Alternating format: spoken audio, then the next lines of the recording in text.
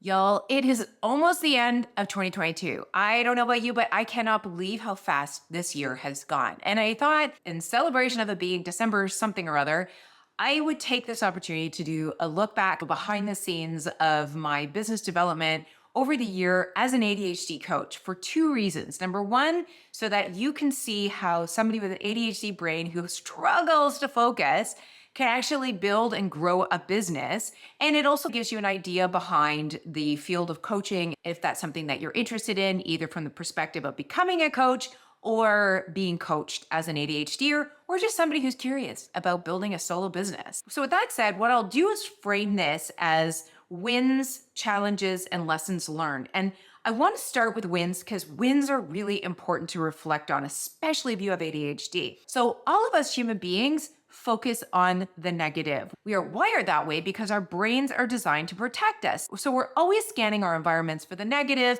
and our reticular activating system is picking up those negative cues and making them sink into our psyche so that we're always on the alert, right? So that's a human instinct. Layer on top of that ADHD, where you are hypersensitive to negative stimuli to the point where positive stimuli doesn't even get a chance to enter into your brain. So you're always focused on that negative feedback and stimulus that's coming in. And that's very often why we're so sensitive to rejection and prone to perfectionism and procrastination, because the fear of actually starting something is terrifying because that idea of negative feedback can be really overwhelming for us. So I wanted to frame that because it is really important that when things do go well, that you pay attention to them and you give yourself an opportunity to digest it so that your subconscious is aware that good things do happen and that you do things that are right. And that way you can build confidence so that you can move forward and grow in whatever it is you want to do, whether that's building a business or running a marathon or raising a family, whatever floats your boat. So, in terms of wins, I would say that my biggest win that I want to celebrate today is the amount of consistency that I've experienced in my business as a solopreneur. So, I am running the show solo here. I don't like managing people. I like to do things on my own. So, that has been an intentional piece of this growth, thinking, how can I grow this business in a way that it's scalable and not overwhelming? And I will say that has been the biggest challenge in my business this year. I'll dig into that more in a second. But I want to celebrate the fact that I have been so consistent in my behaviors in the business. At the beginning of the year, I thought to myself, I'm going to prioritize YouTube, my podcast, my email, which is a Sunday setup, and I hope you're on it. I'll link to it below. And what was the other one? My website. And the reason I picked those elements was that they are discoverable and they are long lasting. And from an SEO perspective, they're going to give me a lot more bang for my buck down the line. And I'm always thinking long term about this business because I never want to let it go. I love what I'm doing now. So I knew that those were going to be my priorities in the business. And I knew that the cadence of once a week was going to be the best fit for me. And over time, that started from being really overwhelming at the top of the year because I was new to making YouTube videos and new to podcasting and new to all of these different tools. So being consistent was really important for me, not only because this business is important to me, but also because I wanted to model what's possible to my ADHD audience. And I'm happy to say that I have produced 51 podcasts, more than 51 emails, and 47 videos on YouTube. I intentionally took the month of August off of YouTube, but with everything else, I have been consistent AF, and I want to give myself a round of applause, snaps, and all the rest, because that was really hard for me, but I did it. And the lesson learned that I took from that experience, and I would love for you to take as well, is that you've got to start with messy action. Y'all, I sucked at making videos. I still don't think I'm really good at it, but I think I've improved, except for last week's video where for some reason, there was an Instagram icon on my face for a full 30 seconds. I have no idea where it came from. Y'all have been so pleasant not to point that out. And that was actually one of my best performing videos for whatever reason. So I have to say that allowing myself to not get mired in perfectionism and procrastination has been the key to me being prolific with my content throughout this year. And my strategy was that I was going to keep putting out content, even though it wasn't great.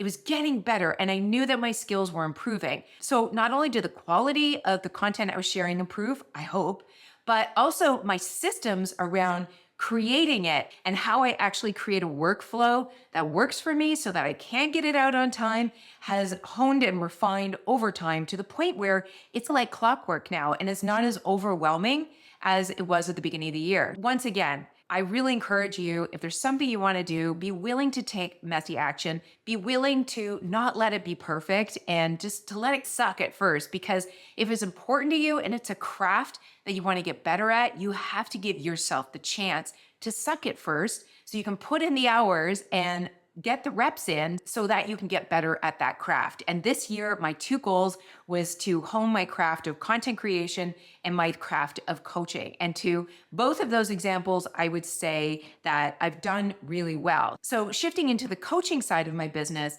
not only did I complete all of my training and all of the requirements behind it, I got my ICS certification, which was a big milestone for me. And I'm really happy about how that went this year. And I'm really pleased with the amount of people that I was able to work with this year. Now, the challenge when it came to my coaching, and I've talked about this before, I have a real aversion to having things on my calendar. And I'll explain why. If my first coaching call is at 3 p.m. in the afternoon, my attention is on that meeting all day long. I'm wondering, should I eat before the call? Should I eat after the call? Should I take the dogs out before the call? Should I take the dogs after the call? Is the Wi-Fi going to be working? Is it 3 o'clock yet? Is it 3:15? Maybe I should just check and make sure that my Zoom is working properly. I have OCD around meetings because I'm so invested in my customer and client experience. I don't want to let anyone down. And as a result, I freak myself out until I get to that call. And then once I'm on the call, I'm fine. But all of that energy spent on the build up to that call is exhausting. So you might be thinking maybe you should just have calls earlier in the day. And I've tried that, but then I have that same anxiety. It just happens during the night and I sleep over it. So I'm still trying to figure out the right rhythm for me. And that's really where the lesson learned comes in here. Know that whenever you try something new, it's not always going to be a perfect fit. And just because it's not a perfect fit doesn't mean it's not for you or that you can't find a way of making it work for you. So things that I plan to try in 2023 is asynchronous coaching, more group coaching experiences, and narrowing down the days that I coach to 1 or 2 days a week while I have back-to-back calls and no room for anxiety in between. And hopefully that works. I will let you know how that goes. The last win I want to share about my business in 2023 is that behind the scenes, I'm being really mindful of how the operations is working. Let me unpack that for you. When somebody comes into my ecosystem, whether they sign up for my email newsletter or they sign up as a coaching client, I have been very mindful about what that experience looks like, both from their perspective so that nothing seems confusing or weird, but also from my perspective so that when somebody comes into my ecosystem, I know exactly why they're here, how I can help them, and what their next steps will be. Now, if you want me to do a full rundown of my tech stack, especially if you're a fellow ADHD coach, I'd be happy to do that in another video. But the challenge here was finding how to create an onboarding system that required as little intervention from my perspective as possible. The challenge for me has been staying as minimal as possible, because what I don't want to have are a bunch of different SaaS softwares trying to talk to each other where there's a huge opportunity for breakdown or people getting lost in some sort of a shuffle. I want things to be streamlined, automated, and super clean and clear. So that has been both my challenge and my lesson learned in terms of automating your business behind the scenes. First of all, automation is critical for those of us who are ADHD entrepreneurs. We want to keep our hands out of as much as possible and either lean on other people's expertise or the expertise of technology in order to streamline our business flow. And then the lesson learned was that restraint is good, not only from a monetary perspective, because you don't want to have a ton of subscriptions that you're not really utilizing, but you also don't want a ton of different softwares that you need to learn and automate and figure out how one talks to the other. So that has been something that has taken me a lot of time to figure out. And to be honest, I haven't completely figured it out yet, but I think I'm on the right path for 2023. So if you are interested in learning more about tech automations from somebody who's not a techie, but understands the need to automate things to just keep them clean, simple, and streamlined, then I'd be happy to make that video. Just comment below and let me know if that's something you're interested in. By the way, if you are a fellow ADHD coach or you're interested in becoming an ADHD coach, I'm not selling any coaching courses or anything like that. I'm just curious to know who in my audience has that interest because I might build more content around it. So on that note, guys, thanks for watching this. I hope it was helpful. And in my next video, the last video of 2022, I will share my goals for 2023 and how I'm going to break them down and actually achieve them, and how I do that